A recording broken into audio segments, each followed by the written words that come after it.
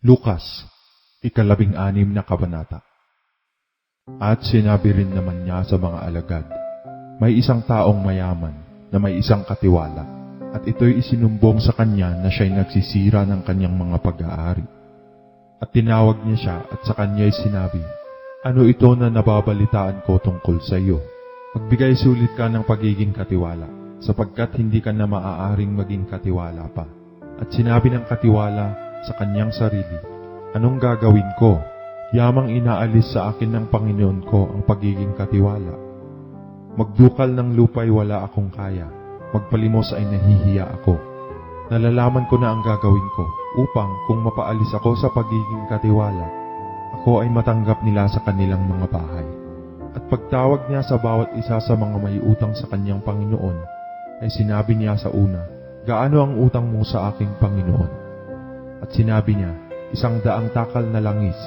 At sinabi niya sa kanya, abutin mo ang iyong kasulatan at maupo kang madali at isulat mong 50. Nang magkagayon ay sinabi niya sa iba, at ikaw, gaano ang utang mo? At sinabi niya, 100 takal na trigo. Sinabi niya sa kanya, abutin mo ang iyong kasulatan at isulat mong 80.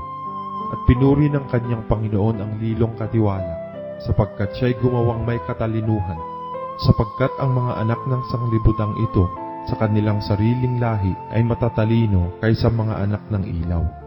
At sinabi ko sa inyo, makipagkaibigan kayo sa pamamagitan ng kayamanan ng kasamaan, upang kung kayo'y magkulang ay kanilang tanggapin kayo sa mga walang hanggang tabernakulo. Ang mapagtapat sa kakaunti ay mapagtapat din naman sa marami, at ang di matuwid sa kakaunti ay di rin naman matuwid sa marami. Kung kayo nga'y di naging mapagtapat sa masamang kayamanan, sino nga ang magkakatiwala sa inyo ng mga tunay na kayamanan?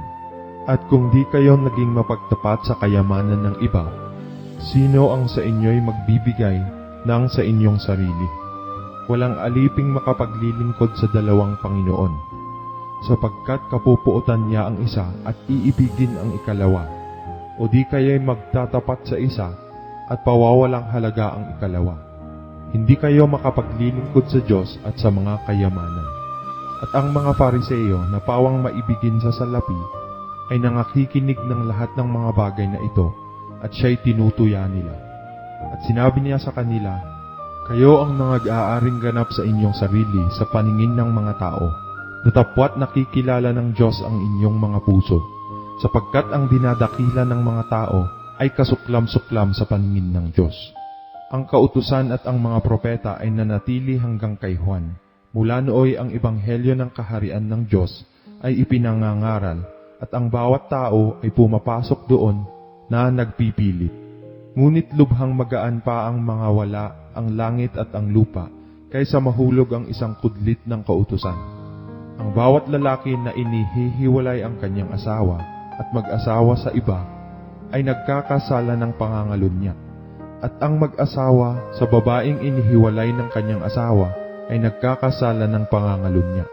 Mayroon ngang isang taong mayaman, at siya'y nagdaramit ng kulay ube at maselang lino, at sa araw-araw ay kumakain ng sagana. At isang pulubi na ang pangalay Lazaro, lipos ng mga sugat at inilalagay sa kanyang pintuan, at naghahangad na mapakain ng mga mumo na nangahuhulog mula sa dulang ng mayaman. Oo, at lumapit pati ang mga aso at hinihimuran ang kanyang mga sugat.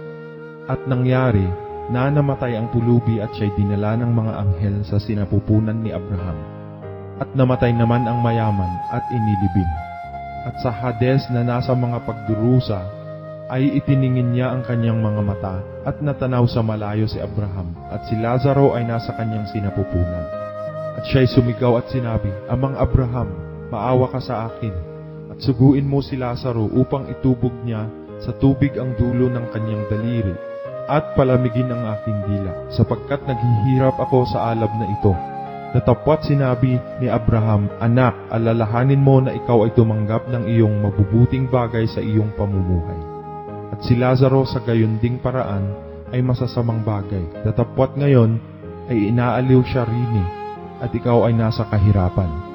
At bukod sa lahat ng ito, ay may isang malaking banging nakalagay sa pagitan namin at ninyo, upang ang mga mag-ibig tumawid buhat dini hanggang sa inyo ay hindi maari. At gayon din walang makatawid mula dyan hanggang sa amin. At sinabi niya, ipinamamanhik ko nga sa iyo, Ama, na suguin mo siya sa bahay ng aking ama. Sapagkat ako'y may 5 kapatid na lalaki, upang sa kanila'y patotohanan niya, baka pati sila'y mga parito sa dakong ito ng pagdurusa. Datapwat sinabi ni Abraham, nasa kanila si Moises at ang mga propeta, bayaang sila'y pakinggan nila. At sinabi niya, hindi amang Abraham, datapwat kung ang isang mula sa mga patay ay makaparoon sa kanila, sila'y mangagsisisi. At sinabi niya sa kanila, kung di nila pinakikinggan si Moises at ang mga propeta, ay di rin mga hihikayat sila, kahit ang isa'y magbangon sa mga patay.